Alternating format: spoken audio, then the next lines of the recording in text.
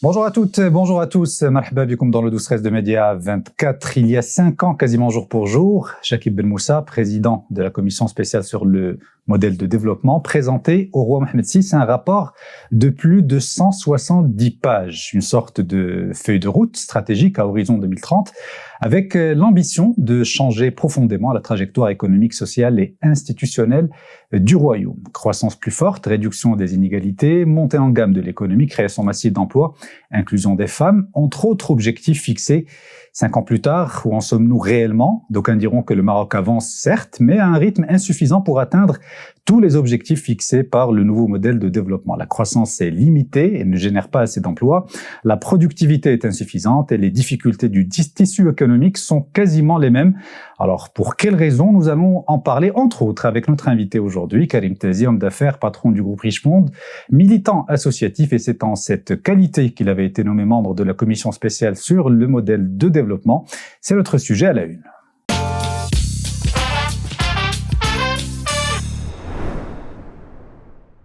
C'est Karim Tazi, bonjour, marhaba bik ma'ana dans le 12-13 de Média 24. Barakallahu fik, merci beaucoup. Aziz Bousta est à ma droite, salut Aziz. Salut, bonjour, c'est Karim. Salam alaikum. Alors, avant de rentrer dans le vif du sujet, de parler de nouveaux modèles de développement, de la situation économique et politique aussi que nous vivons actuellement, je voulais vous poser une question toute simple. Vous êtes fait relativement assez discret dernièrement dans les médias, et je voulais savoir pourquoi, tout simplement. Alors, je pense que le début de ce retrait médiatique a été coïncidé avec ma nomination dans la commission spéciale. Il y avait, à mon avis, une nécessité d'observer une certaine réserve pendant l'année tout entière qu'ont duré les travaux de la commission. Et ensuite, une fois que le rapport a été publié, il y avait une position qui était assez délicate parce que le rapport, certes, avait son importance, mais il ne faut pas oublier que la commission avait un caractère, le rapport a un caractère consultatif. Et le gouvernement avait une injonction de tenir compte des orientations du nouveau modèle de développement, mais en ultime recours, c'est lui qui est issu des urnes et c'est en vertu de cette souveraineté, de ce mandat populaire qu'il doit fixer ses objectifs. Ces objectifs qui sont censés avoir été aussi présentés dans le cadre de sa campagne électorale. Et donc, je pense qu'il aurait été assez malvenu de la part des membres de la commission d'intervenir et de se poser en critique ou en juge ou en donneur de leçons par rapport à la politique gouvernementale. Ça c'est une chose. Et je crois que c'était aussi un aspect de ce qui a valu une certaine réserve. La deuxième chose, il faut dire quand même les choses telles qu'elles sont. Les espaces du débat libre se sont rétrécis au Maroc. Aujourd'hui, quand on prend une position, et surtout quand c'est une position un peu franche, parfois brutale, on s'expose à des réactions parfois extrêmement violentes dont on ne sait pas toujours d'où elles viennent. Et bon, il est certain que quand on représente un groupe qui emploie des milliers et des milliers de familles, qui a des intérêts et tout ça, on finit par opter pour une certaine prudence et effectuer un certain retrait. Je le regrette parce que il n'est peut-être pas nécessaire d'intervenir à tout bout de champ dans le débat, mais parfois l'intervention de certaines personnes peut être utile. Je pense que notre pays a perdu par l'appauvrissement du débat public. Je le constate, mais c'est quelque chose contre laquelle je ne peux rien faire. Nous essayons d'inverser la tendance à travers cette émission. Oui. Alors 5 ans justement après la présentation officielle de ce rapport, 5 ans c'est un temps raisonnable pour faire une sorte de bilan d'étape de ce qui a été fait, bien ou mal, ce qui n'a pas été fait. Et l'un des objectifs principaux du travail de la commission, à travers les nombreuses consultations, c'était, vous me corrigez si c'est pas le cas, d'initier une certaine confiance avec les citoyens et de rétablir aussi et surtout la confiance qui peut-être parfois a été perdue. 5 ans après, est-ce que vous pensez que cet objectif a été atteint ou en passe d'être atteint? C'est vraiment, moi je pense que vous abordez là l'un des points les plus cruciaux de l'ensemble de ce débat. Au moment où la commission a été mise en place, le Maroc sortait déjà du hirak et du boycott. Et il y avait déjà une prise de conscience de la part de tous les décideurs qu'il y avait une crise de confiance très aiguë. Et il est sûr que les travaux de la commission avaient cette obligation de restauration de la confiance comme fil rouge dans l'intégralité de sa réflexion. Parce que le Maroc est un pays qui a fait le choix d'une économie libérale, donc le choix d'une économie qui est censée être tirée par l'initiative privée et par l'initiative citoyenne, parce que tout n'est pas qu'économie. Les initiatives peuvent être d'ordre associatif, peuvent être d'ordre politique, mais elles sont aussi d'ordre économique. Et toute initiative, notamment quand elle est d'investissement, suppose prise de risque de la part de l'investisseur, et cette prise de risque ne se fait que si la confiance est extrêmement forte. Confiance dans l'environnement des affaires, confiance dans l'environnement judiciaire, confiance dans la transparence des règles du jeu, dans la lisibilité des règles du jeu, confiance dans beaucoup de choses. Cette question a été abordée, si vous voulez dire, ou en tout cas, elle a traversé la totalité des recommandations du rapport. Le moins qu'on puisse dire, c'est que cette crise de confiance, à mon avis, s'est aggravée. Elle ne s'est pas résorbée, elle s'est aggravée. Il y a des concepts, des notions, des mots qui n'existaient pas dans le langage ou le vocabulaire quotidien des citoyens et qui aujourd'hui sont devenus monnaie courante. Par exemple, la question du conflit d'intérêts.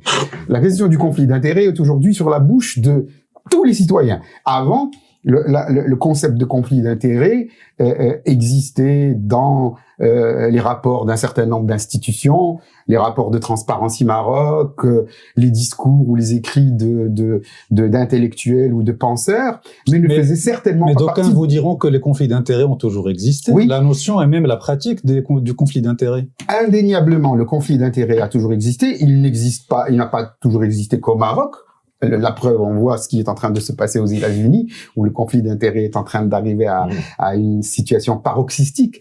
Mais au Maroc, et pour revenir à notre pays, il est certain que la séquence qui est en train de se fermer aujourd'hui, parce que c'est la fin d'une législature et la fin d'une expérience gouvernementale, cette séquence a été caractérisée par une exacerbation du débat, des scandales, des discussions sur la notion de conflit d'intérêts. Et à partir du moment où nous sommes dans une telle situation, le moins qu'on puisse dire, c'est que la confiance, non seulement ne s'est pas améliorée, mais à mon avis, elle s'est beaucoup perdue. Et elle est aujourd'hui à une situation dont je trouve que je qualifierais d'assez critique. Le degré de perte de confiance est, à mon avis, dans un degré que je qualifierais d'assez critique. Aziz? Moi, je pense, Karim Tazi, que c'est la philosophie du nouveau modèle de développement, d'un modèle de développement qui a été donc demandé par le chef de l'État, par Sa Majesté en 2018, je crois dès 2018, même avant que personne n'a. Il y avait cette philosophie, cette pensée, ce besoin de modèle de développement. Alors, il y a la commission à laquelle vous apparteniez, donc qui sort un rapport de 173 pour être précis, qui dit voilà ce qu'il faut faire, voilà comment doit aller le pays dans les 15 à 20 prochaines années. Et puis il y a eu le gouvernement, les élections, et puis le gouvernement, et maintenant que nous sommes au terme du gouvernement, c'est un anti-modèle de développement, si vous voulez, dans le sens de voilà ce qu'il ne faut pas faire. Alors qu'est-ce qu'a fait le gouvernement? On peut pas jeter le bébé avec l'eau du bain. Il a posé un tas de règlements, il a posé un tas de lois, il a posé un tas de choses, mais à côté, certaines pratiques, la moralisation de la vie publique, l'éthique, vous parlez du conflit d'intérêts, l'enrichissement illicite, le népotisme, etc., etc. Tout ça a marqué ce gouvernement. Donc il y a eu deux parties dans ce gouvernement, la partie morale, si vous voulez, et puis la partie technique, la partie réglementaire, où ils ont fait le travail. Donc finalement, cette question de modèle de développement aura duré quelque chose comme 6-7 ans, d'abord, élaborer ce modèle de développement, vous y avez contribué. Deuxièmement, poser le cadre réglementaire de ce modèle de développement, et c'est peut-être après ces élections qu'il y aura une mise en pratique de ce modèle de développement. Alors, vous avez parlé d'une chose très importante qui est la confiance. J'ai pas de question, rassure-toi. C'est la confiance. Et la confiance. Je suis habitué, j'attends pas forcément une question. Eh ben voilà, je vais démentir, je vais poser la question. Est-ce que vous pensez pas que pour revenir à la confiance, une fois qu'on a posé cette idée de 7 ans, que la confiance va être établie avec cette relève de génération, cette arrivée des jeunes qui ont montré leur mauvaise humeur, qui ont montré leurs demandes, qui ont montré leurs ambitions et qui ont surtout montré quelque chose qui n'apparaît pas encore beaucoup, qui est celle, nous sommes formés, nous sommes cadres. Est-ce que vous ne pensez pas que la confiance viendra avec cette génération? Alors, d'abord, pour revenir d'abord sur l'introduction que vous avez faite et pour rejoindre votre question qui est en fait celle de la confiance et du rôle que les nouvelles générations vont jouer, il faut quand même rappeler que le rapport sur le nouveau modèle de développement n'a pas dit explicitement et d'une façon directive ou quoi que ce soit, voilà ce qu'il faut faire, pas du tout. La partie la plus importante du rapport, elle est d'abord le diagnostic qui a été établi. Et ce qui est important, c'est que ce diagnostic n'est pas un diagnostic qui est sorti de la tête des membres de la commission. Ce diagnostic a été fait après avoir écouté à peu près une dizaine de milliers de personnes à travers le Maroc, à travers toutes les régions du Maroc, et après avoir écouté une dizaine de milliers de personnes parmi les citoyens, les étudiants, les institutions, les partis politiques, la grande administration, les décideurs et tout ça. Et donc ce diagnostic n'est pas celui... La commission en a fait une synthèse, mais il n'est pas le sien. Il est celui des Marocains. C'est ce diagnostic, en fait, c'est les mots qui ont été révélés par ce diagnostic, ceux dont vous avez parlé, mais il n'y a pas que ça. C'est ce diagnostic qui a ensuite été réitéré dans les manifestations, par exemple, de la Gen Z. Quand on reprend ce qui a été dit, par exemple, par la Gen Z, il y a le besoin de services publics d'une meilleure qualité. Il faut rappeler que Gen Z est sorti dans la rue parce que 8 mamans sont mortes dans une période de temps extrêmement courte dans un hôpital à Agadir. C'est ça qui a mis le feu aux poudres. En fait, la question, elle est celle de la qualité du service public dans cette question. Or, c'est exactement ce qui a été remonté aux membres de la commission dans leur rencontre avec les décideurs et surtout avec les... L'autre chose, c'est le besoin d'intégrité. Les jeunes ont exprimé leur rejet de tout ce que vous avez énuméré, le conflit d'intérêts, la corruption et tout ça, mais surtout ce qu'ils ont exprimé, c'est un très très grand besoin d'intégrité.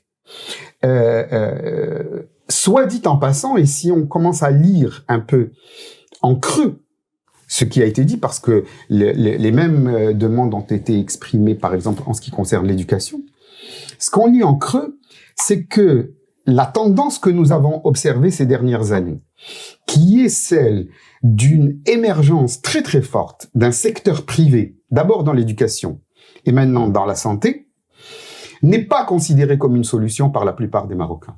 Les Marocains ont montré qu'ils sont extrêmement attachés à un service public d'éducation et de santé de grande qualité. Et je pense que c'est une chose qui est très très importante. Il ne faut pas que l'idéologie ambiante qui a été celle de l'ultralibéralisme et qui est aujourd'hui battue en brèche partout dans le monde finisse par en douce imposer son modèle du tout privé aux Marocains qui n'en veulent pas. Les Marocains veulent un secteur public fort et de grande qualité. Ça n'est pas impossible. Il y a eu au Maroc, jusque dans les années 70, un secteur public de l'éducation qui était dans sa qualité supérieure au secteur privé et même à la mission d'éducation française. Nous l'avons fait, nous pouvons le refaire. Alors c'est sûr que ça demande des réformes extrêmement complexes, difficiles, plus politiques d'ailleurs que techniques. Et je me permets de penser, beaucoup d'autres partagent mon avis, qu'il y a eu un début de volonté de mener cette réforme extrêmement difficile, épineuse, explosive, quand on se souvient des grèves qu'il y avait dans la rue, et que le fait que le ministre en charge de cette réforme périlleuse, qui se trouvait être aussi le président de la commission, ait finalement été déchargé de cette responsabilité et remplacé par un ministre qui fait ce qu'il peut. Je n'ai absolument aucun doute que le ministre actuel est de bonne foi et de bonne volonté et qu'il fait ce qu'il peut, mais qu'il ne dispose pas, je pense, de l'expérience politique nécessaire pour à la fois discuter avec l'ensemble des membres du gouvernement, parce que réformer demande beaucoup d'argent, suppose des risques politiques, suppose parfois le fait de tenir tête aux syndicats et tout ça, ne dispose pas de toute cette expérience politique. Sans compter les rumeurs qui ont circulé et qui disaient que la relève s'était faite pour des motifs électoraux.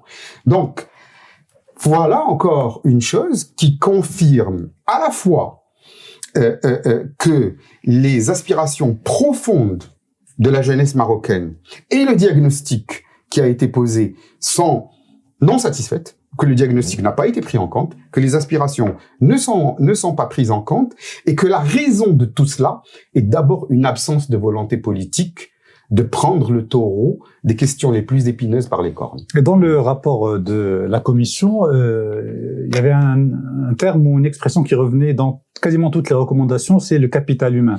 Et le focus était essentiellement fait sur le capital humain, sur l'école, la formation, l'inclusion des femmes. Aussi, quand on voit aujourd'hui le niveau ou le taux de chômage chez les jeunes qui est très, très élevé, le taux d'activité féminin qui est extrêmement faible, on est à moins de 20%, et beaucoup d'entreprises qui continuent de dénoncer l'inadéquation entre les formations des jeunes et les besoins du marché. Avec du recul, est-ce que nous avons collectivement sous-estimé l'ampleur de la crise du capital humain?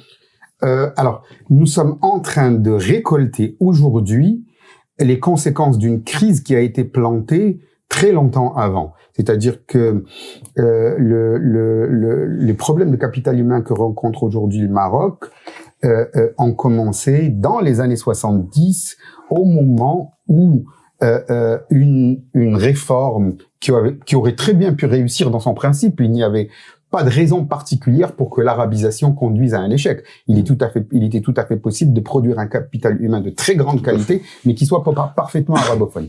Toujours est-il que la réforme dont on a dit qu'elle était la réforme de l'arabisation, mais qui a coïncidé aussi avec la massification de l'accès à l'éducation, a conduit à un échec.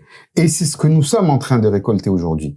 Donc, ce qui est perturbant, c'est que la prise de conscience, ou en tout cas la prise de conscience suivie de mesures fortes, courageuses, ne semble toujours pas s'être faite sur cette question de capital humain. Mais là, moi je pense qu'il convient de nuancer un peu, ou plutôt de préciser ce que vous avez dit sur la position du rapport du nouveau modèle de développement sur la question du capital humain. Ce que le nouveau modèle de développement a dit, et qui me paraît plus global et plus intéressant encore, c'est qu'il a dit il faut plus de software et moins de hardware. C'est-à-dire que en disant ça, le rapport dit que même le choix du tout infrastructure, parce qu'en fait, si on voit les grandes lignes de la politique de l'État, les infrastructures correspondent à la majorité des réalisations et des priorités de l'État. Et la demande de plus de software et de moins de hardware doit se comprendre en peut-être qu'il faut penser à plus de réformes, et le Maroc a prouvé que parfois il en était capable. Ça n'a pas été le cas assez souvent, mais parfois il en est capable. La loi, par exemple, sur le délai de paiement est une réforme qui est plutôt software que hardware. C'est que on a pris le fait que le software était défaillant et on a essayé de le réformer. Donc, je pense que mais pardon, il faut du hardware pour développer les logiciels et le software. Absolument. Les infrastructures sont une brique essentielle pour la suite. Le rapport sur le modèle de développement n'a jamais dit qu'il faut arrêter l'effort d'infrastructure. Ce qu'il dit, c'est qu'il faut maintenant faire les deux.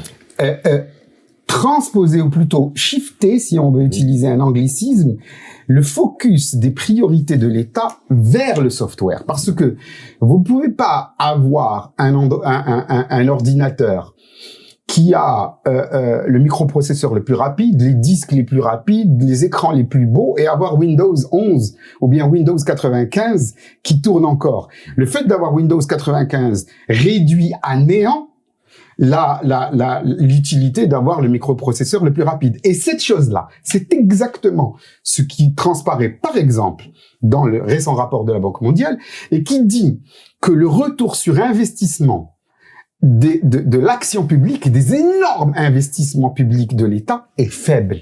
Parce que le retour sur investissement sur les infrastructures, quand ces infrastructures ne sont pas pleinement appropriées, valorisées, utilisées, entre autres par un secteur privé en pleine forme, eh bien, ce retour sur investissement est faible. Donc, nous ne devons pas arrêter de faire des infrastructures, mais il est absolument urgent que le focus de l'État, aujourd'hui, se porte sur le software. Réformer l'administration, numériser l'administration, simplifier le cadre législatif et réglementaire, et aussi travailler sur la compétence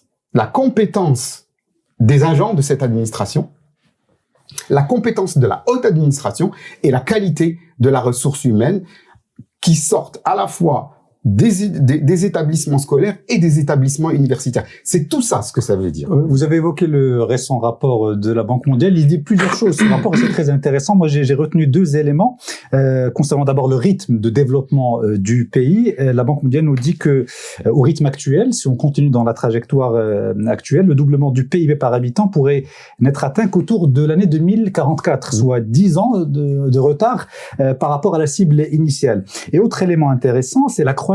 Bon, certes, on a la croissance reste malgré tout liée à la conjoncture, comme nous l'avons constaté d'ailleurs en 2026. Mais le problème n'est pas uniquement la croissance, nous dit la Banque mondiale, mais la qualité de cette croissance. Oui. Autrement dit, nous avons une croissance très peu productive avec une faible montée en gamme et surtout très peu génératrice d'emplois. Alors, est-ce que ce constat correspond à la réalité et pourquoi justement on n'arrive pas à accélérer? Sur l'un des aspects que vous avez évoqué qui était lié à la conjoncture, et je suppose que on peut aussi inclure dans la conjoncture la pluviométrie pour certaines crises comme la guerre d'Ukraine et tout ça. Ça, je ne peux pas souscrire à cette vision. Quand on voit Comment ça, vous pouvez pas j'en viens à ce que je voudrais dire. Quand on voit la trajectoire qu'ont connu les pays qui sont passés d'un niveau comparable à celui du Maroc aujourd'hui à un niveau d'économie intermédiaire ou même avancé, pays asiatiques, prenant la Chine. Souvent la Corée du Sud comme modèle pour comparer la Chine et tout ça. Ce qu'on constate, c'est que l'objectif de 6 à 7% de temps de croissance était considéré par les décideurs comme un objectif non négociable. C'est un objectif qu'il fallait atteindre quel que soit le prix. Et qu'il n'y avait pas d'excuse à accepter.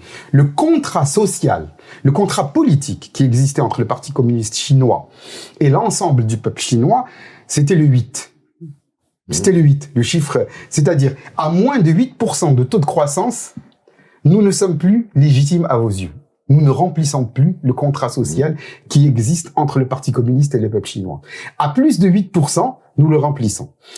La Chine a fait 10%, 11% pendant 25 ans de suite. Et ce n'est pas parce que les conjonctures extérieures étaient favorables, la pluie, la guerre d'Ukraine et tout ça. Non, non, non. C'est parce que l'État a dit que à moins de 8 et même à 10, c'est pas possible. Je risque de me confronter à des déficits irrésorbables. Ce qui manque, et à partir du moment où il a posé cet objectif, il en a déroulé que tout ce qui viendrait contrecarrer ou obstruer la réalisation de cet objectif doit être traité. Non, mais on dit la même chose. Au Maroc, au Maroc, la situation est différente. Au Maroc, l'État ne se considère pas lié par une obligation de résultat. Il ne dit pas, alors qu'en réalité, nous avons besoin d'un minimum de 7% de taux de croissance par an. C'est ce que vous avez dit, le nouveau modèle. Nous avons besoin.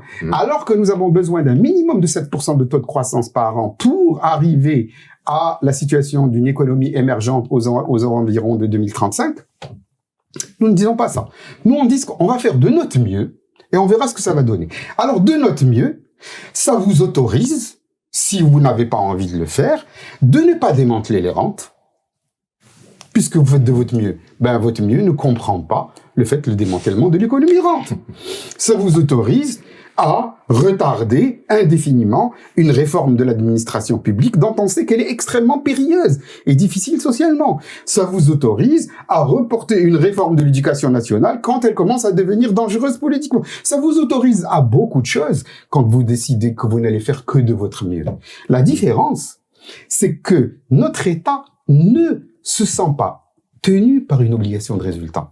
Ils se sentent tenus par une obligation de moyens. Et cette obligation cette prééminence de l'obligation de moyens, on la voit se manifester tout le temps et partout.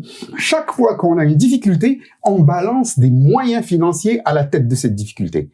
On n'a pas de moutons, on balance 13 milliards de dirhams à des gens auxquels on fait confiance pour importer des moutons. Ils se mettent la totalité dans l'argent dans la poche et finalement le mouton coûte quand même 5 000 dirhams alors que ça a coûté 13 000 dirhams. Pas de résultat. Le gouvernement, l'État ne prend pas l'obligation face aux citoyens de lui garantir un mouton à 2 000 dirhams ou à 2 500 dirhams. Il se contente de mettre des moyens à la disposition d'un objectif qui serait de affordability, de accessibilité du prix du mouton.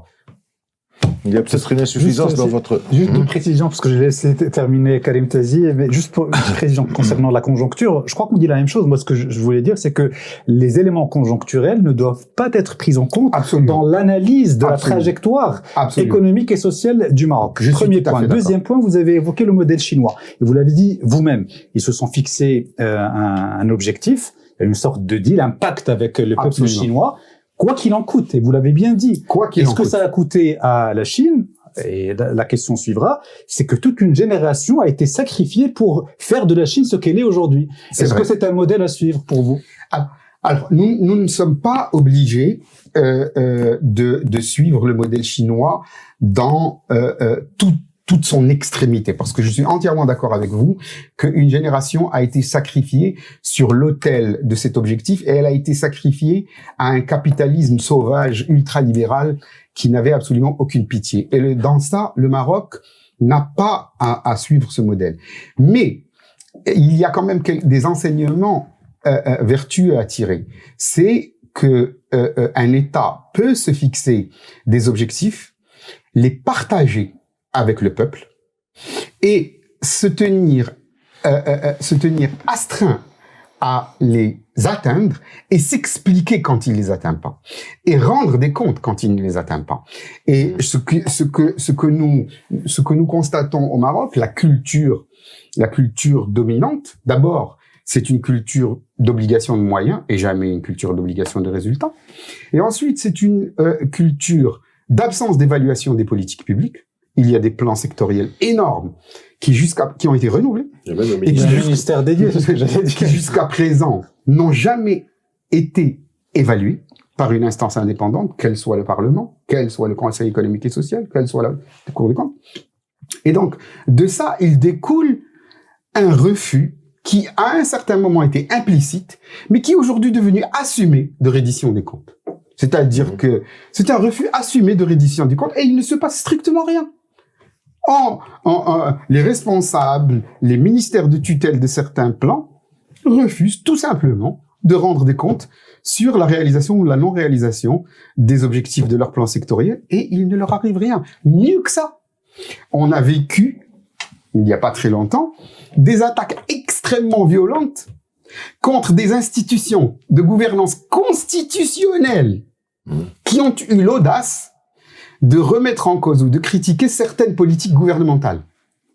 C'est-à-dire que là, ça n'est pas seulement la presse ou les acteurs de la société civile qu'on intimide, c'est même des institutions constitutionnelles, des institutions de gouvernance. C'est laquelle institution en particulier? L'instance de lutte contre la corruption? Alors, le CVCE, je pense que tous les Marocains savent. Bon, la réaction très très dure contre le Conseil économique et social, qui s'était passé il y a quelques mois, je crois que c'était vers la fin du mandat. C'est sur la question des NIT de mémoire, entre autres. Oui, des NIT. Entre autres. Les réactions très violentes à l'époque contre les statistiques des HCP sur l'emploi. C'est de la concurrence. Les réactions très dures. Ou par exemple, je veux dire, le président de l'instance nationale de lutte contre la corruption, qui était un homme dont la probité, la compétence et tout ça est reconnu par la totalité des Marocains, d'abord a passé des années et des années à pédaler dans le yaourt en arrivant à obtenir aucun résultat. Et puis lorsque il a fait une sortie qui était un petit peu musclée pour faire preuve un peu de sa frustration ou de son impatience Il a baissé le budget pratiquement de 20%. Voilà. Donc c'est-à-dire que aujourd'hui nous avons un enchaînement. Je ne suis tenu que par une obligation de moyens.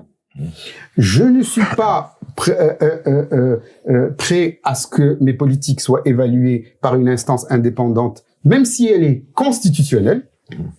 Et je suis prêt aussi à critiquer très violemment toute partie, même si elle est étatique, qui viendrait critiquer mes politiques.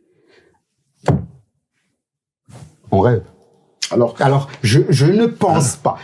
Et tout ce que je viens d'énumérer, ce sont les caractéristiques d'un modèle. Ce sont les caractéristiques d'une fonction, d'une modalité de fonctionnement d'un État. C'est ça que le nouveau modèle de développement est venu souligner. C'est que ce mode de fonctionnement de l'État ne peut pas continuer parce qu'il est générateur d'obstruction. Il empêche la création de richesses et il est générateur d'exclusion. Alors c'est pour ça que j'ai dit Karim Plazy, c'est pour ça que j'ai dit tout à l'heure que cette question de nouveau modèle de développement n'a pas duré les 2 ans ou l'année et demie que vous êtes resté en fonction, mais a duré plutôt sur les 6-7 ans qui ont suivi. Ça nous a permis de voir les travers et les défaillances de notre système marocain. Absolument. De manière générale. Alors quand vous dites l'État a fait ou l'État n'a pas ou l'État, l'insuffisance qu'il y a peut-être dans votre raisonnement, c'est que nous avons un État et nous avons un gouvernement. Nous sommes dans un système monarchique avec une constitution qui accorde des prérogatives extrêmement larges au roi, au chef de l'État. Donc nous avons ce qui est décidé en Conseil des ministres, qui est en général visionnaire sur le temps, et puis nous avons l'exécution par le gouvernement. Le gouvernement, tous les 5 ans, il y a une majorité qui change. Et donc, bon, ça, c'est le côté politicien. Donc, nous avons ce problème-là de qu'est-ce que préconise donc un État. Nous avons dirigé par un roi, nous avons un temps long, nous voyons loin.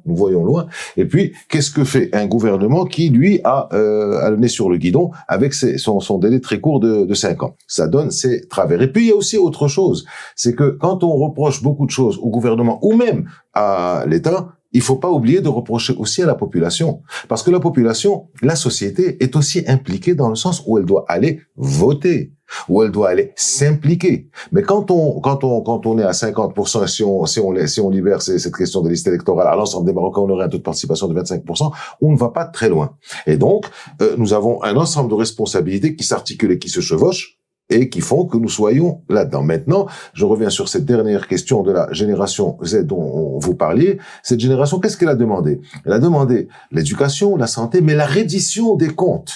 la reddition, la gouvernance et la reddition des comptes. Nous avons donc l'institution judiciaire qui devra aussi s'y mettre. Et je termine sur cette remarque qui est, nous sommes, en fait, ces 7 ans qui sont passés, nous sommes, depuis votre nomination, nous sommes sur une double transition, enfin, plusieurs transitions énergétiques, etc. Mais il y a deux autres transitions dont on parle pas beaucoup. La transition médiatique, vous parliez d'un rétrécissement des espaces de liberté. Non, un glissement des espaces de liberté. Les médias traditionnels sont de moins en moins audibles au profit de nouveaux médias, podcasts, etc. Et en même temps, ça tombe bien, une transition générationnelle qui fait que sur ces 7 ans qui sont passés, nous avons un Maroc aujourd'hui qui n'a pas grand-chose à voir avec le Maroc de 2018. Et donc, c'est dans ce sens-là que je reste quelque part optimiste parce que nous avons une jeunesse qui est extrêmement ambitieuse, qui a des moyens de s'exprimer, des moyens de débattre, des moyens de critiquer, des moyens de demander des comptes. On ne sait pas ce qui va se passer dans l'année ou les 2 ans à venir. Alors, pour ce qui est de ce que vous avez dit concernant les élections, quand même, je dois rappeler que immédiatement après le 20 février et la réforme de la Constitution, et les premières élections post-nouvelle Constitution avaient connu un taux de participation important. Et elles avaient en tout cas un regain parce que les gens avaient l'impression que cette fois-ci leur vote allait vraiment servir à quelque chose. Donc je pense que il faut quand même rappeler ça. Et cette élection est celle qui avait vu le plus grand recul de la part des partis administratifs représentés par des notables au Parlement de l'histoire récente. Alors, que s'est-il passé par la suite? Clairement, le vainqueur de ces élections et le parti qui était en fait le porteur de tous les espoirs post-nouvelle Constitution a déçu. Il a déçu. Clairement, il a déçu. Et dans ça, sa responsabilité historique est gravement engagée. Qu'est-ce qui s'est passé? Il y avait un moment où on sentait que l'État avait besoin de tourner cette page. Comment la page a-t-elle été tournée? Malheureusement, par le retour aux notables, et par le retour à l'achat de voix, et par le retour. Et ce retour, il est finalement le retour à un modèle politique qui nous avait déjà conduit à l'impasse. Et cette impasse, elle se voit de façon extrêmement claire. D'abord, les revendications de la rue, on ne les entend jamais dans les travées du Parlement. Alors bien sûr, vous avez 1 ou 2 députés, Bouanou qui a fait un travail remarquable récemment sur les fracchia, mais à part ça, le divorce énorme qu'il y a entre les revendications du peuple, telles qu'elles s'expriment dans les réseaux sociaux et dans la rue, et ce qui se dit dans le Parlement, ce divorce, ce fossé, est déjà annonciateur du désintérêt dont vont souffrir les futures élections. Parce que nous voyons bien que rien n'a changé. Nous allons aller vers à peu près les mêmes partis. Le PJD a déçu. Et je pense qu'il ne s'est pas suffisamment renouvelé en termes de tête et de programme et tout ça pour constituer aujourd'hui une alternative sérieuse. Et les partis actuels ont déçu parce que pour les raisons. Et j'aimerais ici quand même dire quelque chose parce que je voudrais pas qu'on me fasse dire ce que je n'ai pas dit. J'ai dit que l'expérience actuelle, elle a déçu en termes de réforme profonde du modèle. Mais ça ne veut pas dire que le gouvernement actuel n'a rien fait. Le gouvernement actuel a fait beaucoup de choses. Oui. Il a fait beaucoup de choses. Il y a eu des réalisations qu'il faut saluer. Oui. La mise en place des aides sociales directes a permis de réduire la pauvreté absolue dans ce pays. C'est quelque chose d'extrêmement important. L'élargissement de l'AMO et de la couverture santé, même si finalement elle a été plutôt happée par le privé et elle aggrave la situation du public, mais en tout cas, c'est une avancée. La loi sur les délais de paiement est une très bonne chose. La charte de l'investissement était une très bonne chose. Il y a même un aspect dont je ne dis dont on ne peut pas dire qu'il relève uniquement de l'action du gouvernement, il relève d'une administration, mais que je considère comme étant une avancée majeure, et cette fois-ci dans le bon sens, même y compris du modèle lui-même. C'est ce qui a été fait en matière fiscale. Les efforts que l'administration fiscale a fait pour élargir l'assiette, pour lutter contre l'informel, ces efforts-là, eux, ils contribuent dans la transition vers un nouveau modèle. Parce que ce qui caractérisait l'ancien modèle, c'est d'abord une faiblesse de l'état de droit. Et le fait que l'administration fiscale lutte contre tous ceux qui échappaient à leurs obligations fiscales peut être considéré comme un élargissement ou une extension du domaine de l'état de droit. D'abord, premièrement, c'est une victoire énorme qu'il faut saluer. Deuxième chose, l'une des caractéristiques de l'ancien modèle qui a été dénoncée avec force dans le rapport, c'est l'existence d'un secteur informel qui est devenu une tumeur pour ce pays. Une véritable tumeur. Une tumeur qui tue un corps économique de la même façon qu'une tumeur cancéreuse tue un corps humain. Ce que l'administration fiscale a fait en utilisant tous les moyens possibles et imaginables, le big data, l'intelligence artificielle, les banques de données, tout ça, pour élargir l'assiette, lutter contre la fraude, va dans le bon sens. Et moi, bien sûr, je suis heureux, je salue, mais je me dis, si une administration le fait, pourquoi les autres ne le font pas? Pourquoi est-ce toujours un tel cauchemar de déposer une autorisation de construire, d'obtenir un permis d'habiter, d'obtenir un permis d'exploitation? Pourquoi? Pourquoi est-ce toujours le même cauchemar? Puisque la DGI a réussi aussi bien à mettre les services du numérique et de la digitalisation au service de l'extension de l'état de droit et de l'élargissement de l'assiette fiscale. Pourquoi est-ce que les mêmes moyens ne sont pas déployés pour lutter contre l'obstruction de l'acte d'investir? Ça, c'est un mystère pour moi. Je vais revenir sur l'aspect politique que vous évoquiez il y a un instant. Bon, vous êtes un homme d'affaires, un militant associatif, mais aussi un militant politique. Oui. Le cœur penche toujours à gauche? Alors, je crois que la gauche. Je crois que là, il est extrêmement important de faire une distinction entre la gauche partisane au Maroc et l'idéal de gauche dans l'absolu. Si c'est la gauche partisane, bon, vous savez, moi j'ai milité dans le cadre du PSU, oui. Notre parti a connu une scission, il y avait un très grand espoir qui était fondé dans une fédération de ceux qui quittent le PSU avec le Congrès national indépendant et Taléa.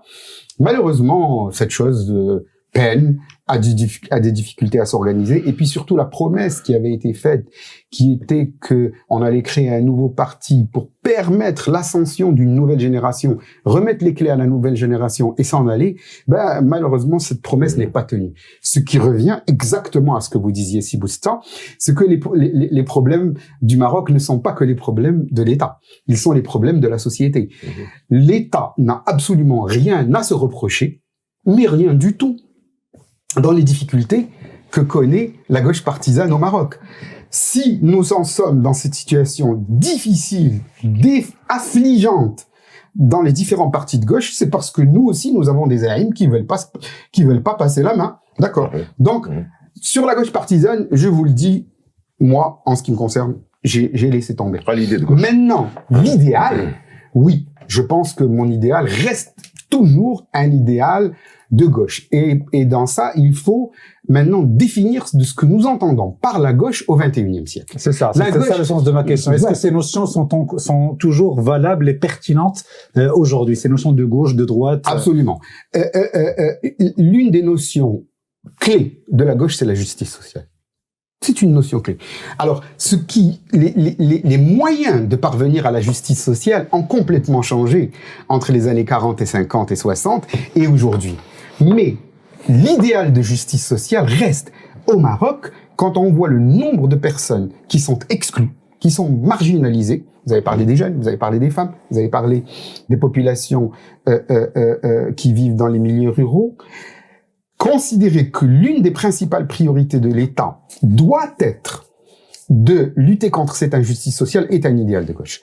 Deuxièmement, et là, ça va vous surprendre de la part d'un homme d'affaires, je ne suis pas pour la privatisation à outrance de tout. Et je ne suis certainement pas pour le fait de sacrifier le service public. Le service public doit rester l'alpha et l'oméga de la vie sociale des Marocains.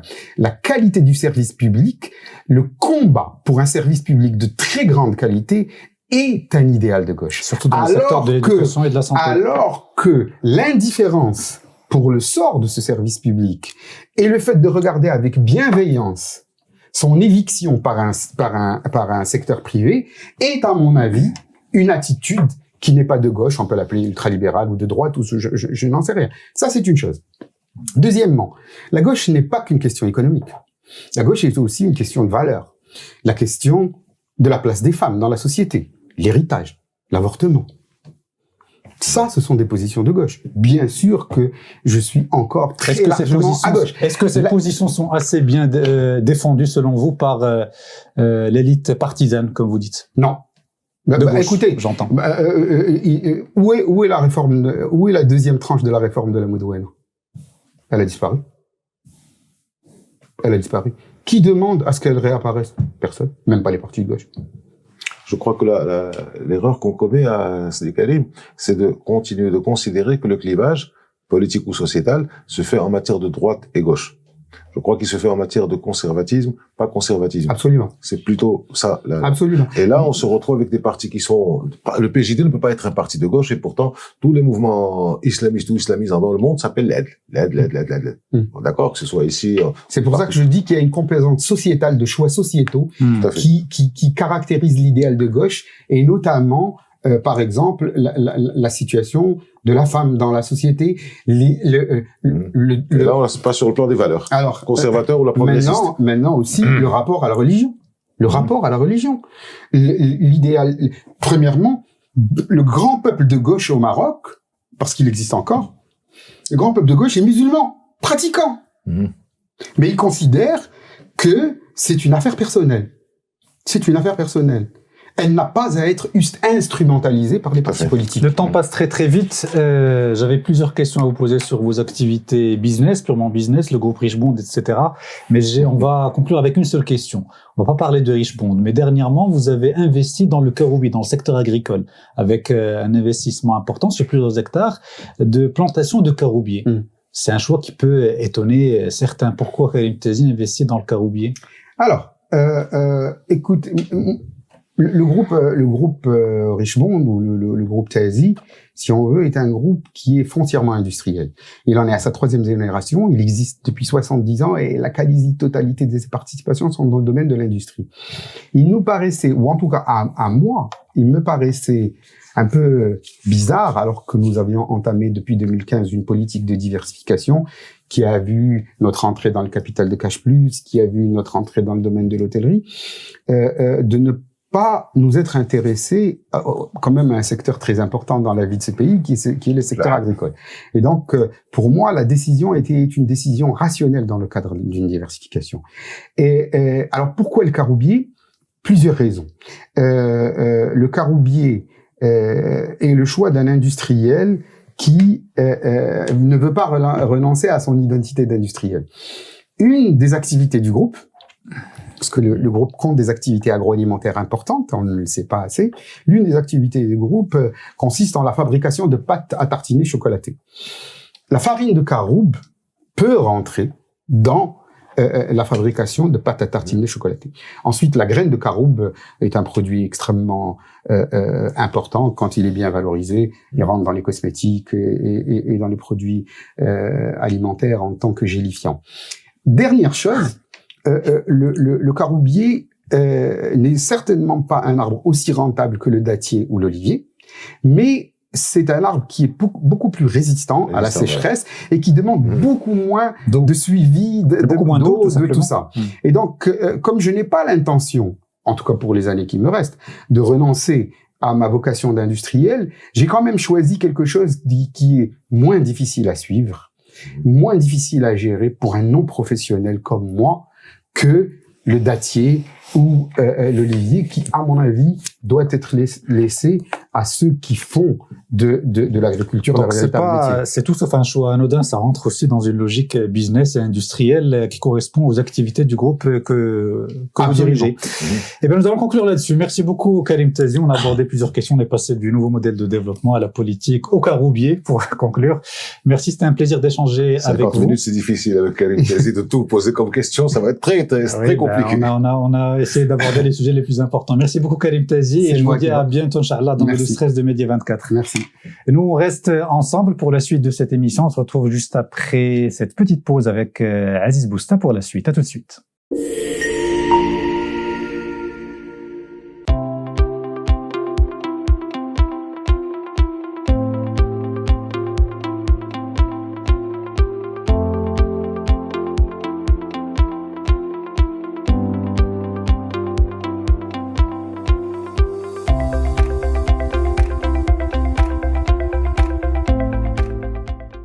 La suite du 12-13 de Média 24, toujours avec Aziz Bousta et notre invitée, médecin militante, fondatrice de l'association de lutte contre le sida au Maroc. Hakima Himiche fait partie des grandes figures de l'engagement associatif et sociétal dans notre pays. Depuis plus de 30 ans maintenant, son nom est associé à plusieurs combats. La lutte contre le VIH, bien évidemment, l'accès aux soins aussi, les libertés individuelles, la santé publique, mais aussi plus largement les droits humains. Aujourd'hui, elle publie une autobiographie intitulée Hakima Himiche, une femme d'action et de conviction, coécrite avec Latifa Imen, et présentée au Salon international de l'édition et du livre, un livre ou un ouvrage dans lequel elle revient sur son parcours, ses combats, ses souvenirs, ses désaccords parfois avec les autorités et sa vision du Maroc d'hier et d'aujourd'hui. Et nous sommes ravis de l'accueillir, Hakima Himiche, et d'invité de Média 24.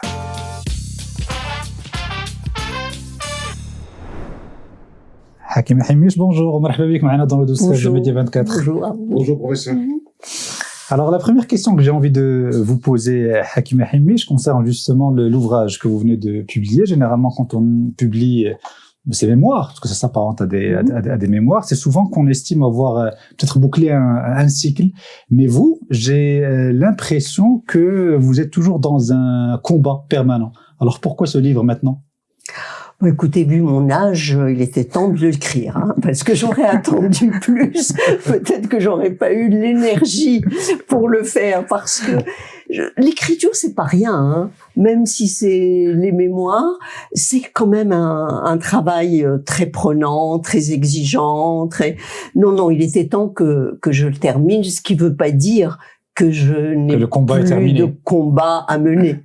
Et surtout, le sida, on s'en est pas encore débarrassé. Oui. Hein, donc il est toujours d'actualité, malheureusement. Nous allons y venir, justement. On va consacrer une bonne partie de cet entretien à la lutte originelle, celle contre le sida. Mais je pense que Aziz voulait aussi, entre autres, vous poser une question par rapport à votre parcours et votre jeunesse en France, notamment. Alors, quelques petites questions sur votre jeunesse en France. Alors, et même avant la France, je vais vous citer 3 noms que vous avez cités dans votre livre, et vous m'expliquerez rapidement pourquoi c'était vos muses. Touria Chaoui, Malik Al-Fassi, la princesse Laïcha. 3 femmes. Ouais. 3 femmes qui ont marqué l'histoire moderne de notre pays. Touria Chaoui a toujours été mon idole. Pour moi, c'est extraordinaire d'être aviatrice pour une jeune femme. Années 50. Hein? Années 50. Oui. 50, un peu plus peut-être, en tout cas. Non, puisque il y a une photo, très belle photo d'elle avec Sa Majesté Mohammed V, donc c'était peut-être un peu plus tard. Et pour moi, j'ai toujours rêvé d'être la première Marocaine à faire quelque chose comme Touria Chaoui l'a fait en étant Et vous avez pilote. été la première médecin interne aux hôpitaux de Paris. Alors, Malik Al-Fassi, rapidement, Malik Al-Fassi et Laïcha. C'est pareil, c'est une militante pour l'indépendance. Oui. Et la Laïcha, c'était l'exemple de la modernité, de l'émancipation des femmes. Et d'ailleurs, dans les milieux traditionnels, ils n'étaient pas très contents que Sa Majesté Mohamed Khamis émancipe ses filles de cette façon, ça risquait de nous donner des idées et ça nous a donné des idées. Alors, autre question, petite question piège peut-être. Hizb al-Istiqlal ou Hizb al-Shura? Ah, très bonne question. Merci. Parce que, d'abord, j'étais dans une famille où il y avait à la fois des militants de Hizb al-Shura et des militants de l'Istiqlal. Et c'était la guerre entre eux. Moi, jeune, j'étais plutôt pour l'Istiqlal. Par la suite, je me suis rendu compte quand même que c'était un parti beaucoup plus ouvert sur la modernité. Le Shura était plus ouvert sur la modernité que l'Istiqlal et qu'on a été injuste avec Hizb al-Shura. Bon, j'ai pas de commentaire à faire. Je crois qu'il a mal terminé. Il a mal terminé un petit peu son leader. J'ai un commentaire à faire par rapport à la séquence que nous traversons actuellement. Est-ce que les affinités sont toujours les mêmes ou est-ce qu'elles ont évolué politiquement? Écoutez, on va parler de mes années à Paris. Je suis allé un peu plus à gauche que l'Istiqlal.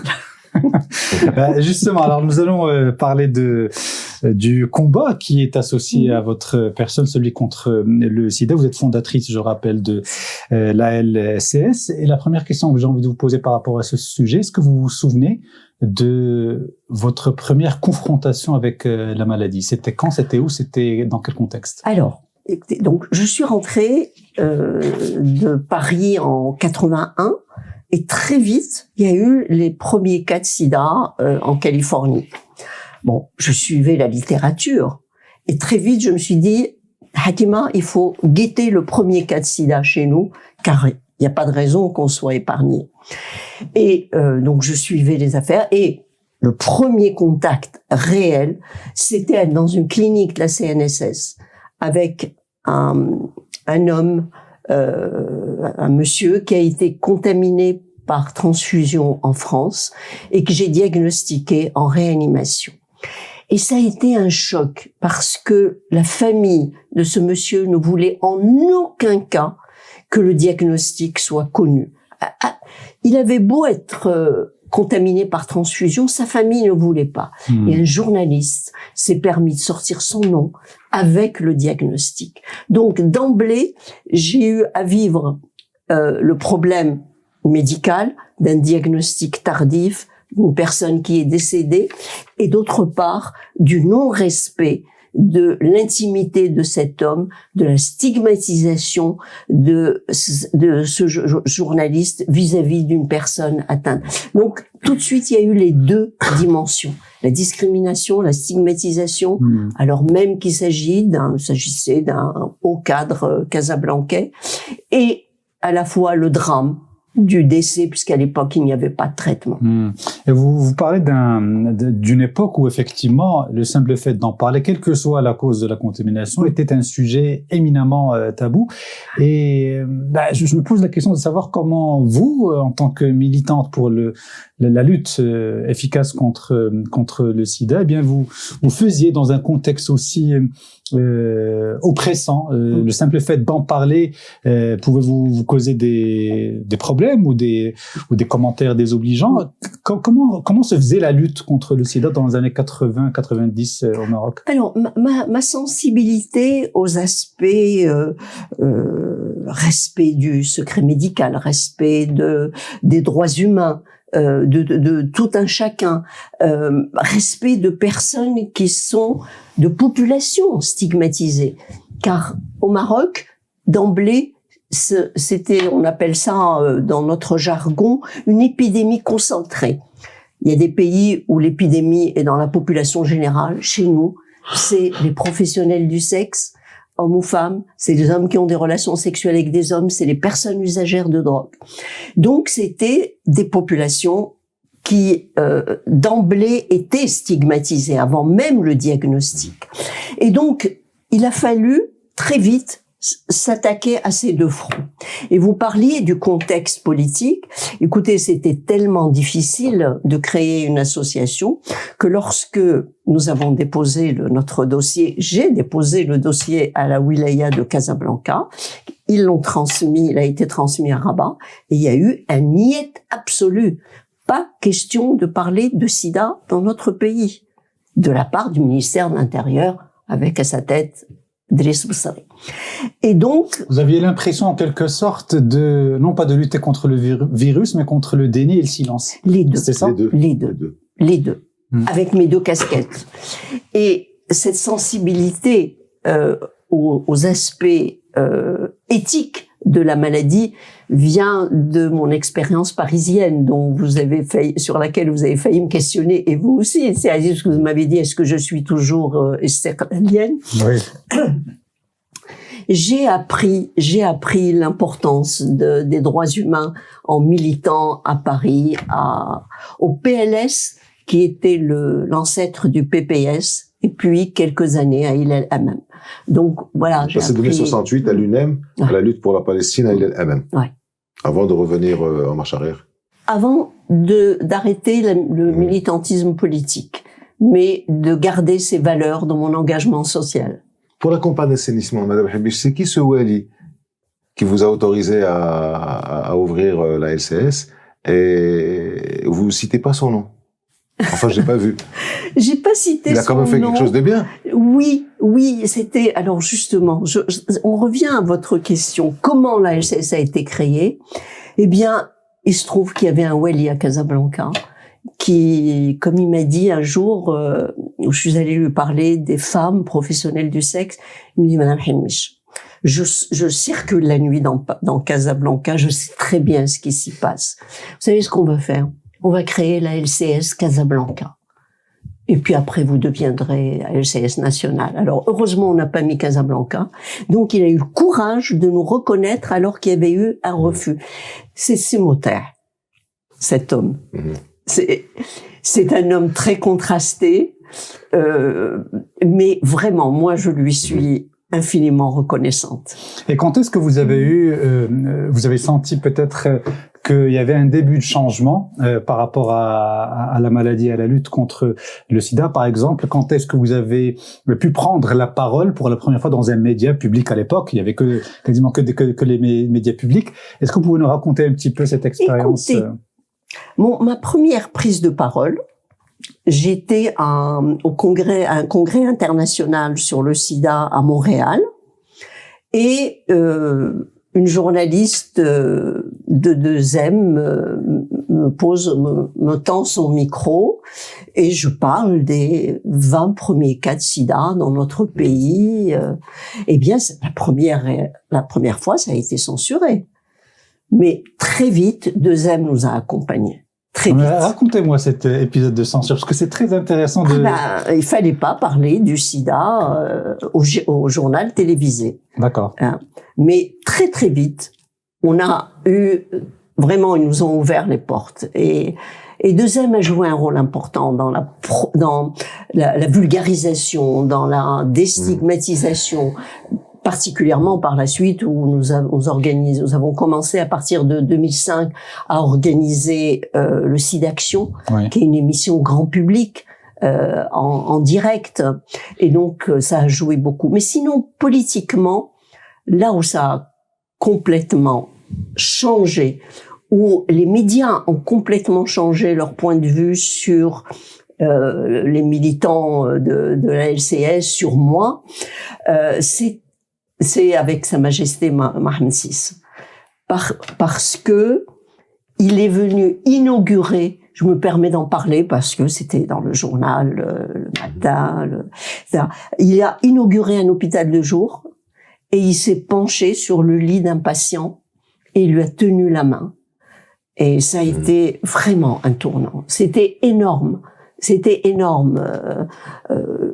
Le roi en train de serrer la main d'un malade allongé, en très mauvais état, sans aucune crainte, en sachant lui-même très bien que le contact avec la main du patient ne pouvait pas transmettre l'infection à VIH. Il fallait passer le message. Et puis, oui. Et puis bon, je suis une grande gueule aussi, hein. Je pense que j'ai forcé les portes.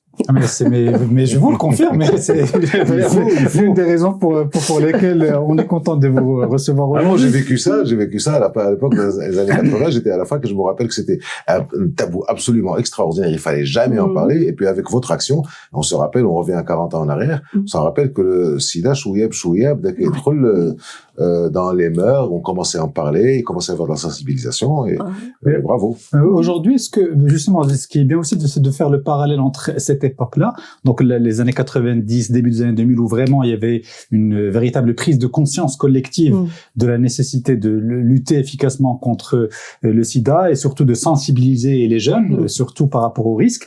Est-ce que vous diriez qu'aujourd'hui, on est toujours aussi vigilant qu'à l'époque par rapport à cette question, ou est-ce que nous sommes peut-être un peu moins vigilants, surtout par rapport à la question de la sensibilisation des jeunes sur ces questions-là? Écoutez, il y a, le ministère de la Santé toujours sensibilisé, toujours mobilisé pour fournir le traitement, puisque après toute une période où il a fallu se battre sur tous les fronts pour avoir accès au traitement, parce que le traitement était réservé aux pays du Nord.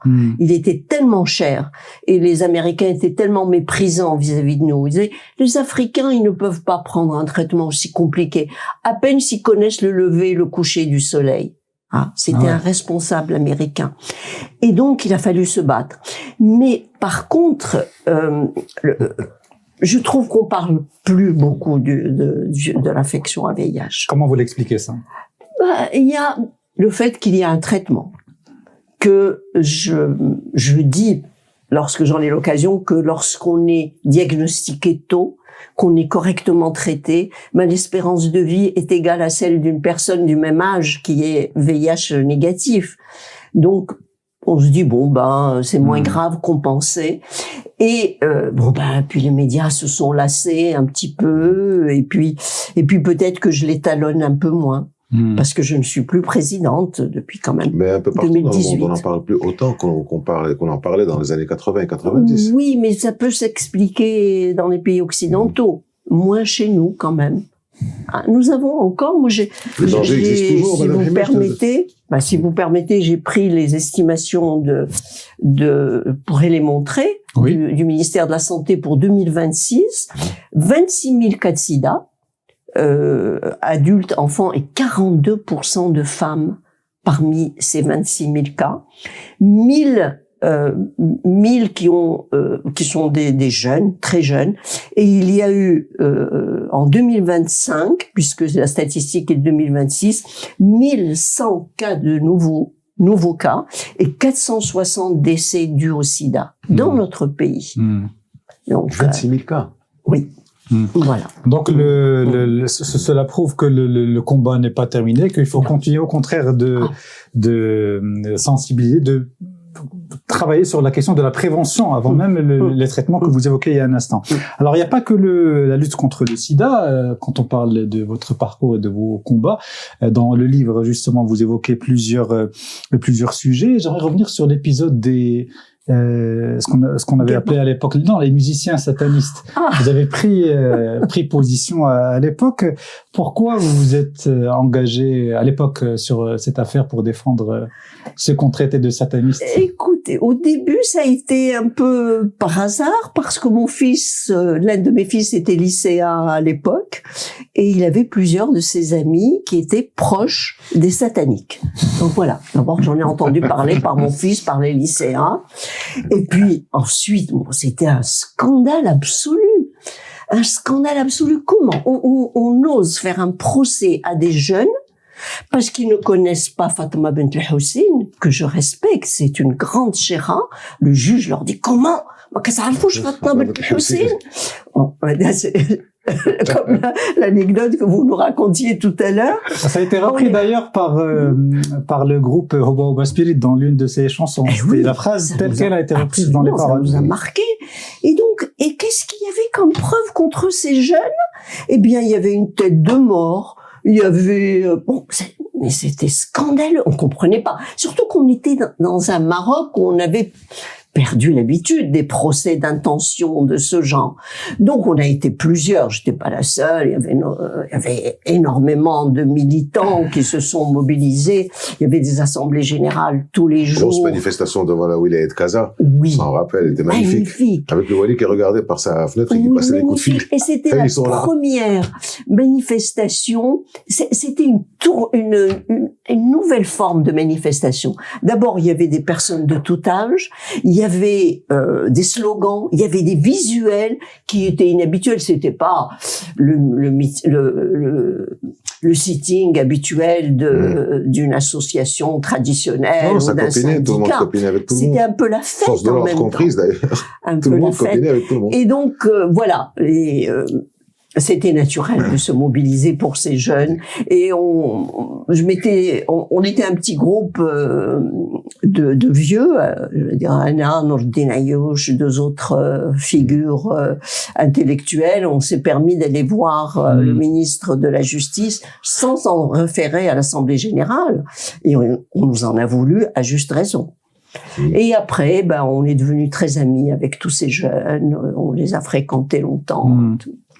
Alors, on va remonter un petit peu dans le temps, professeur Hilmiche, si vous le voulez bien.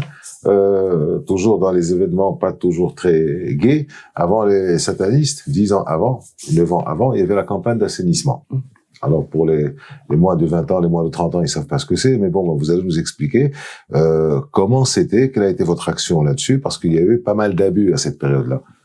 95, alors, je pense. L'assainissement, c'est 95. J'ai appris par Maître Abdelrahim Barrada, qui est un immense avocat, que le déclencheur pour le ministère de l'Intérieur, c'est que la Banque mondiale a tiré la sonnette d'alarme en disant il y a trop de concurrence, il y a trop de corruption au Maroc. Alors, comment Driss Msri décide de réagir? Il arrête un ou deux bonnets du trafic de drogue, des chefs d'entreprise, dont certains n'avaient visiblement rien à se reprocher, dont un pauvre pharmacien qui a importé 12 gamma-globulines. C'était juste des échantillons et il devait en importer plus. C'était juste des échantillons. Et toutes ces personnes sont décédées, mais bon, avec un biologiste, Bislimen, pour pas le nommer, ils l'ont accusé d'avoir apporté des gamma-globulines pouvant transmettre le virus de l'hépatite et du sida. C'était strictement impossible d'un point de vue scientifique. Le mode de préparation de la gamma-globuline faisait que c'était impossible, ça n'existait pas. En plus, il avait apporté d'un très grand laboratoire espagnol, qui était lui-même validé par un laboratoire américain. Vous avez été témoin au procès, je pense. Bien sûr. Oui, nous avons été témoins, Madame Belchemsi, Madame Belchemsi, une grande amie, et moi-même. Et donc, on est monté au créneau tout de suite, en disant, mais c'est impossible. On a été invités au GT de 2M, où on a osé dire, alors que il y avait une ambiance de terreur au Maroc. À l'époque, jamais personne n'aurait osé dire ce que dit le ministère de l'Intérieur est faux.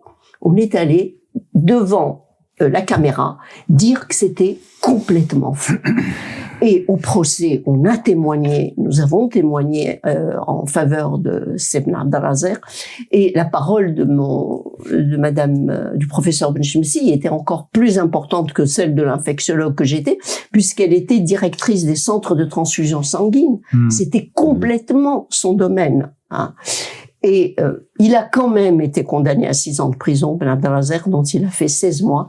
Ce qui est vraiment, on l'a bousillé. C'était il y a à peine 30 ans, hein. Oui, avant d'être gracié par Sa Majesté. Ah, mais c'était extraordinaire. Si tu permets une seconde, c'était Abdelrahim El-Hajouji, qui était à l'époque, je pense, président de la CGEM, et qui était qui était mêlé en tant que président de la CGEM, et qui m'a raconté ça une fois, Allah yarhamou. À chaque fois qu'il était appelé par Driss El-Msri, qui partait chez Driss El-Msri, il partait avec sa valise, qu'il laissait dans la voiture, en se disant à sa femme, il est possible que je revienne pas. Donc, c'est ce que vous disiez sur le... Et c'est vrai que c'est bien de raconter. Absolument. Cette époque, justement, pour pouvoir différencier les époques. La commission spéciale sur le nouveau modèle de développement, on en parlait il y a quelques instants avec Sikarim Tazi, puisque lui aussi, comme vous, avait été nommé membre de cette commission. Et dans le rapport sur le nouveau modèle de développement qui avait été présenté officiellement et remis au roi, il est écrit, je cite, « Les citoyens exigent désormais une offre de soins de qualité accessible à tous en termes de coût et de proximité ». C'est l'une des nombreuses conclusions à l'issue des consultations menées auprès des citoyens marocains. Je sais que vous n'avez pas votre langue dans votre bouche et que vous allez dire les choses telles qu'elles sont. Dans sa poche, pardon. Pour le coup, elle est dans sa bouche. 5 ans plus tard, est-ce que vous considérez que les choses ont véritablement progressé positivement sur le volet de la santé et l'accès aux soins? Écoutez, bon, nous avons travaillé, effectivement, je travaillais avec un ancien... c'est moi qui ai travaillé sur le volet santé avec c'est Blriti, qui a été secrétaire général du ministère de la Santé, qui est épidémiologiste, qui est un monsieur exceptionnel. Je dis ça parce que moi, bon, je suis clinicienne. Je veux dire, les rouages de la sécurité, de la couverture maladie, tout ça, c'est grâce à lui que le rapport est très, très, très costaud sur ce plan. Et puis, avant même la sortie du rapport de la commission, Sa Majesté a décidé de la généralisation de la couverture de l'AMO. Hein. Il n'a pas attendu la sortie de notre...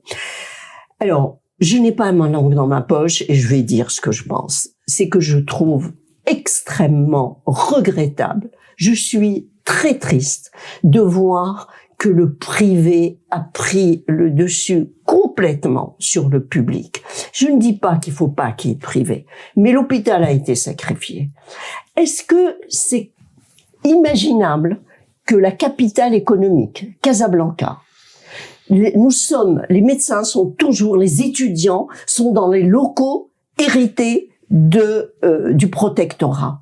Rabat a son 2e CHU, Casa n'a toujours pas de CHU. Hein. Et la première des choses à faire, quand on généralise la couverture médicale, c'est de s'assurer que les hôpitaux ont la structure administrative nécessaire pour se faire payer, pour recouvrer, et c'est d'orienter quand même les malades les plus démunis vers l'hôpital. Voilà, moi je trouve dommage, je vais me faire plein d'ennemis, lorsque j'ai eu une forme assez sévère de Covid, et mon mari encore plus sévère, nous nous sommes fait hospitaliser dans mon service à l'hôpital. Et ce sont mes élèves qui se sont occupés de nous. Et je peux dire, que si mon mari est là, c'est grâce à ces équipes médicales de l'hôpital. Et je trouve triste qu'on sacrifie l'hôpital pour le privé. Je sais bien, monsieur le ministre serait là, il me dirait, on est en train de faire ceci, cela. N'empêche que le public a de moins en moins de revenus. Alors, on compte le recevoir d'ailleurs, je pense, prochainement, le ministre de la Santé. Si vous aviez une question, une doléance, une remarque urgente et qui vous semble être prépondérante dans la structuration de l'offre de soins publics dans ce pays, ce serait quoi? C'est-à-dire qu'il faut préserver la santé publique. D'abord pour les citoyens, parce que tout le monde n'a pas les moyens d'aller dans une clinique et de payer plus que ce que paye l'AMO. Et il faut préserver la santé publique et les CHU, parce que c'est là qu'on va former. On ne le fait pas assez, on a trop ouvert la porte au privé, selon vous, dans le secteur de la santé? Brutalement, oui. Oui, je le dis, j'assume. Ça vous étonne pas de la part d'une ancienne gauchiste? Ah non, mais moi, rien ne m'étonne. Je me suis tu parce que vous faites autorité dans le secteur de la médecine et que vous savez de quoi vous parlez, mais il y a un truc qui me dérange, c'est le « il faut ». Alors, vous êtes ministre de la Santé et vous avez 2 baguettes magiques, une c'est pour 1 an et une c'est pour 5 ans. Ce que vous décidez de faire, ça se fait. Quelle serait la décision que vous prendriez et qui serait immédiatement applicable et celle qui serait applicable et qui serait réalisable dans 5 ans? Pour sortir de « il faut ». Est-ce qu'il y a des choses à faire qui sont... Je ne vous répondrai pas. Vraiment. Je veux dire... Ils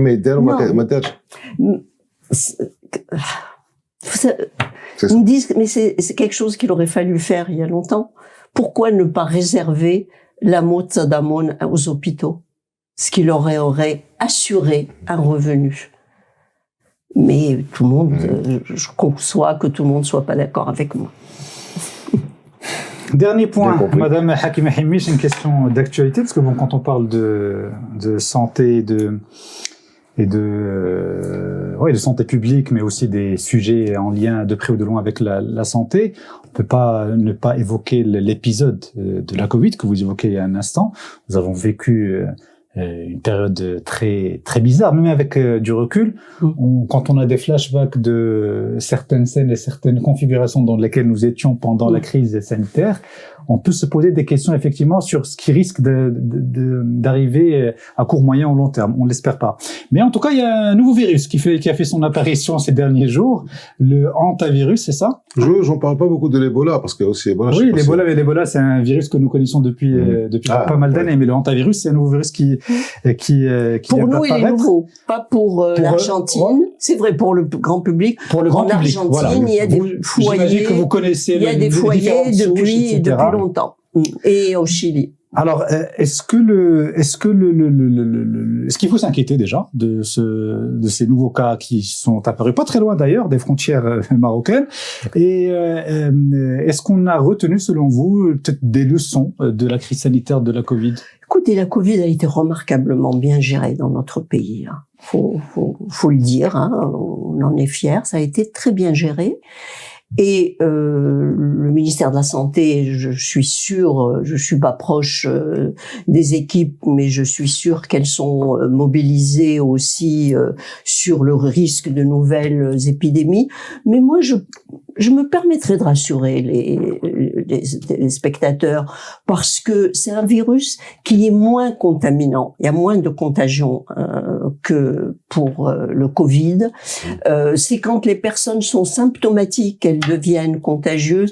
Non, et puis c'est pour l'instant, franchement, il y a eu 20 cas contacts en France, à part celui qui est arrivé malade. Tous sont négatifs. Tous. Vous avez raison, mais vous savez pourquoi je vous pose la question? Parce que au mot près, quasiment, on disait quasiment la même chose lorsque les premiers cas de la Covid ont été identifiés. Et l'une des conclusions de la crise Covid, même si elle a été bien gérée effectivement au niveau national, mais c'est que les gens ont perdu confiance dans la parole publique sur ces questions sanitaires. Parce qu'on a dit quasiment tout et n'importe quoi. On donne la parole à des soi-disant experts qui disent une chose aujourd'hui et peuvent dire le contraire le lendemain. Il fallait écouter les experts du ministère. Oui, mais même les experts même au niveau mondial, même l'OMS. Ils sont pas. Ce que je veux vous dire, c'est que ils disent les choses. Ce que je veux vous dire, ce qu'ils disent, c'est vrai. Non, mais ce que je veux vous dire, c'est que cette notion de confiance, elle est centrale sur tous les sujets, et encore plus sur les sujets sanitaires. Et on en parlait d'ailleurs avec Karim Tazi lorsqu'on évoquait les recommandations du nouveau modèle de développement. Cette notion de la confiance, elle doit être au centre et au cœur de toutes nos discussions. Or, parfois, elle a tendance à se perdre sur tous les sujets. Alors, d'abord, je vous reprends sur la comparaison avec le Covid. Quand même, n'oubliez pas que le Covid, un pays aussi immense que la Chine, a tout fait pour étouffer le départ de l'épidémie. Et puis voilà, c'est pas la même chose. Là, c'est quelques cas dans un bateau de croisière, alors que là-bas, c'était sur le continent chinois que ça démarrait, et avec un gouvernement qui avait la volonté de taire beaucoup de choses. Je veux dire, à ce jour, on ne sait pas. Est-ce que c'est parti du marché? Est-ce que c'est... Bon, il y a beaucoup de points d'interrogation. Mais sinon, moi, ce que je dirais aux gens, c'est que vraiment, on peut faire confiance à notre ministère. Très bien. Okay. Vraiment. Eh ben, vraiment.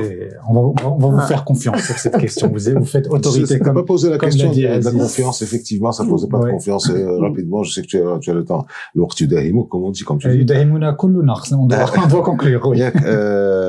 Pendant la période du Covid, moi je me rappelle que la presse, les médias avaient augmenté de à peu près 5 à 10 ou 12% chiffre HCP au niveau du lectorat au départ.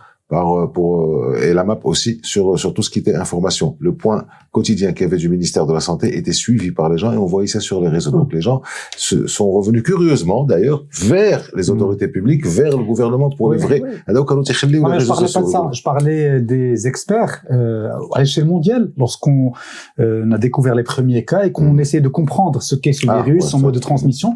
On a dit tout et n'importe quoi pendant un certain laps de temps. Alors, ça c'est le télé occidental, c'est ça. Il y a un expert, pseudo-expert qui a dit n'importe quoi, c'est le Marseillais, bon, c'est tout. Franchement, c'est le plus médiatique peut-être, mais... Oui, et à ce propos, oui. On m'aurait demandé, Didier Raoult. On m'aurait demandé mon avis à l'époque, il n'y aurait pas eu d'hydroxychloroquine au Maroc, on n'aurait pas suivi Didier Raoult dans ce traitement. Son pays, la France, ne l'a pas fait. Ouais. Donc, non. Et tous les autres experts. Non, franchement, même lorsque vous écoutez maintenant pour l'antivirus, ils sont extrêmement prudents. Ouais. Mais ils vont pas affoler les gens sur une épidémie qui n'existe pas pour l'instant. Hein. Bon. Ben, on va vous faire confiance sur ce sujet en tout cas. Merci beaucoup, Hakima Himich. Merci d'avoir répondu favorablement à notre Merci beaucoup. C'était un plaisir. C'est un plaisir partagé. Je rappelle que vous venez de sortir votre livre, votre autobiographie intitulée Hakima Himich, tout simplement, une femme d'action et de conviction, coécrit avec Latifa Iman. Merci beaucoup. Merci et je vous dis à bientôt, Inch'Allah, dans le 12-13 de Média 24. Avec plaisir. Nous, on reste ensemble avec Aziz. On se retrouve juste après cette petite pause pour la suite et fin de l'émission. À tout de suite.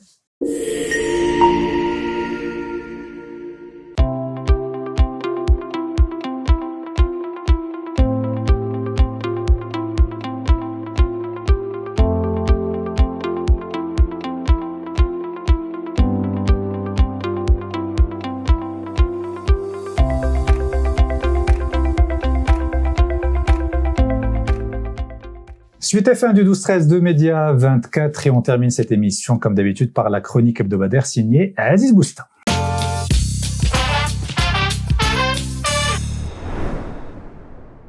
Alors Aziz, comme d'habitude, 3 sujets qui ont attiré ton attention que tu vas nous développer, c'est ça? Toujours, la même chose, toujours. Le Maroc, l'étranger et un petit truc insolite. Alors on commence par, bien sûr, à tout seigneur, tout honneur, le Haouli, le mouton. C'est l'aide الكبير. Aide Moubarak, ça aide le jamais, Alors, il y a des moments où on se demande si on rêve pas. Alors, en effet, arrive la période de l'aide الكبير, tout le monde se met à l'heure du mouton. Alors, l'heure, on ne demande plus c'est les GMT ou la GMT plus. Moi, c'est l'heure du mouton. La question n'est plus là. On est désormais sur des choses sérieuses et on répond à des questions encore plus sérieuses, ou plutôt, on n'y répond pas. Là, les questions. Mon Haouli me fera-t-il l'honneur avec mes voisins à l'œil furteur? Combien suis-je capable de mettre dans ce Haouli et combien suis-je prêt à y investir? C'est pas la même chose. Comment ferais-je pour m'endetter alors que je n'ai pas tout à fait remboursé le crédit de l'année passée, etc. Sauf que l'année passée, on n'a pas eu le rite du sacrifice a été annulé. Il y a des gens qui ont pris des crédits, figure-toi. Ah bon? Ils ont pris des crédits. Alors, je sais pas si l'histoire ne dit pas s'ils ont remboursé ou pas. Dans l'intervalle, les vendeurs, eux, ne se posent aucune question. Ils vendent au prix fort et malheur aux faibles. Alors, selon les médias Essor, les prix, par exemple, dans la région de Tanger, vont de 2005 à 8000 dirhams. De presque le SMIC à presque 3 fois le SMIC. Mais alors, pourquoi les prix sont élevés? Les explications sont nombreuses. L'alimentation des bêtes coûte cher, les charges sont onéreuses, le transport est encore plus cher. En fait, pourrait-on dire. Il semble-t-il que le ministre de l'Agriculture qui a trouvé des haoulis à 1000 dirhams, on a dû lui faire peut-être un prix. Ou alors devant l'énormité de son truc, devant le tollé qui a été soulevé qui a été suscité au Parlement, il s'est rétracté pour dire en fait, c'est pas à 1000, c'est de 2000 à 2005. Moi, de ce que j'ai cru comprendre, c'était une faute non volontaire. Et il voulait dire 2005, il a dit 1005. Mais bon, après, ouais, ما كاين مشكل ولكن نزل الفلاحه في البرلمان تهضر في الوقت ديال العيد الكبير وغالط الثمن القضيه ماشي 1000 درهم. شكون باقي 1000 درهم؟ كلشي دار فيه داير في السواق في كذا ما كاين لا 1000 درهم لا غيرها. ولا يمكن 1000 درهم الراس ولا 1000 درهم شي حاجه. Alors pourquoi on a servi des milliards de dirhams consentis par notre gouvernement pour que nos éleveurs baissent les prix de nos moutons dans nos souks? On ne sait pas vraiment, mais ces subventions ont surtout servi à alimenter la chronique de l'antagonisme gouvernement-opposition et à nourrir les attaques verbales, mais aussi à souligner les suspicions légitimes des uns et des autres. Ces subventions ont également montré l'extraordinaire volatilité et interprétation des chiffres. Pour la majorité, on n'a pas donné autant qu'on le dit aux opérateurs, souvent appelés farachia. Et pour l'opposition, l'État s'est ruiné pour enrichir les spéculateurs, comme ils les appellent. Tu vois bien, Adil, tout est relatif, comme l'appréciation de la bonne chair d'un mouton. De manière, je vais pas citer les chiffres, tu as remarqué, parce que ça va dans tous les sens, et ça compte milliards et de millions de dirhams, et de farachia, et de spéculateurs et de kada. J'ai préféré ne pas les citer. En tous les cas, en attendant de trouver l'argent pour sacrifier au rite et en sacrifiant la bête, tout cela a donné l'occasion aux Marocains de se divertir, plutôt de se lamenter tristement en regardant l'affligeant spectacle d'un président de séance de la Chambre des représentants pendant une causerie sur le mouton. C'était il y a 2 jours, sans emportant et insultant presque les députés PJD pour montrer au ministre présent combien il était grand son respect pour lui. Il est vrai que le ministre qui a trouvé des hawli à 1000 dirhams, même si c'est rétracté, il faut qu'on le respecte. Enfin, passons à l'international. فينا نمشيو على Alors, غادي نمشيو l'Amérique, غادي نمشيو Trump. Pour ceux qui connaissent ou simplement s'intéressent au langage corporel, Adil, et aux expressions du visage, on voit la grande bascule géopolitique planétaire se dessiner sur les traits de Donald Trump ou de certains de ses actes. Je m'explique.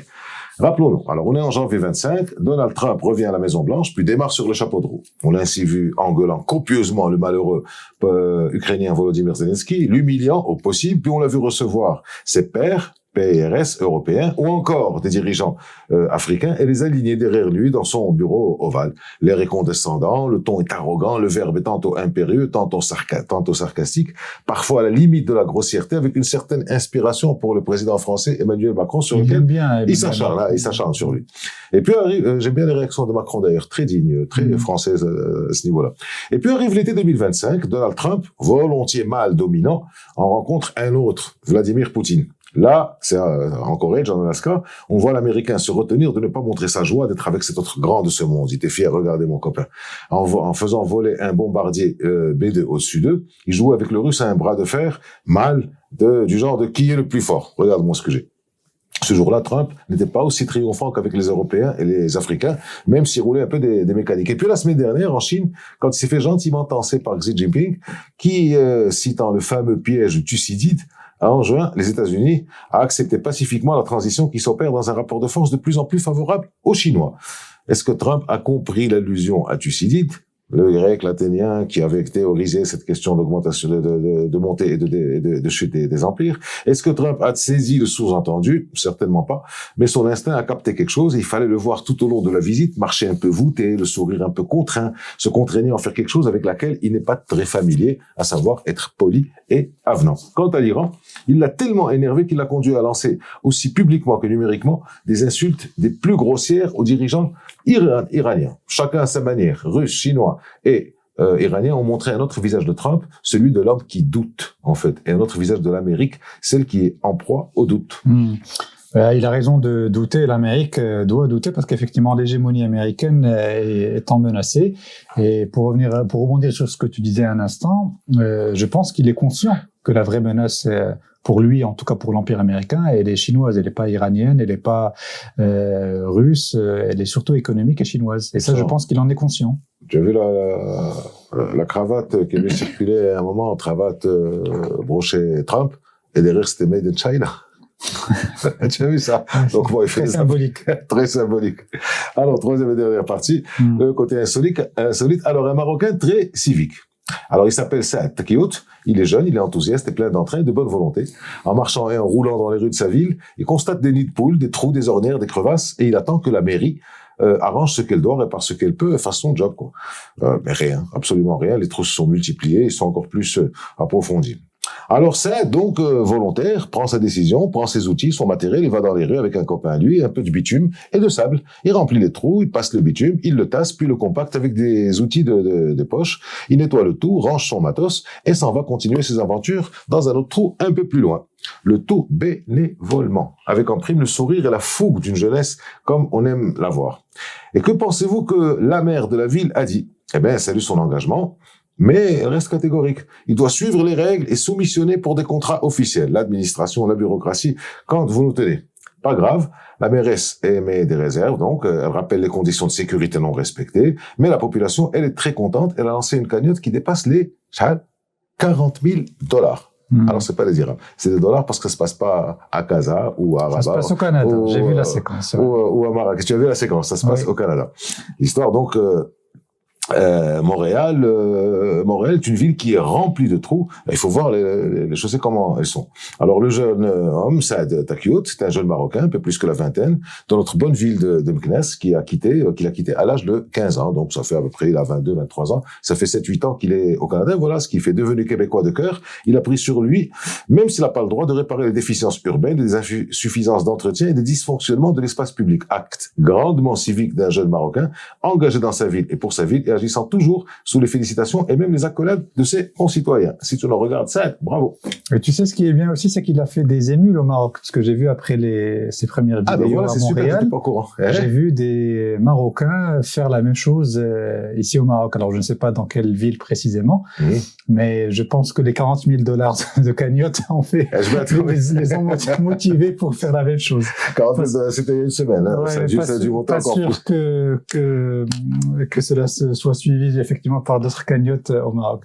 Là, Merci beaucoup Aziz. C'était la chronique hebdomadaire signée Aziz Bousta. Je te dis à la semaine prochaine. À la semaine prochaine. Par avance. Allez, Nawalik. Et Eid Mubarak Saïd également. À vous, très chers fidèles téléspectatrices, téléspectateurs du 12-13 de Média 24. Prenez soin de vous et à la semaine prochaine.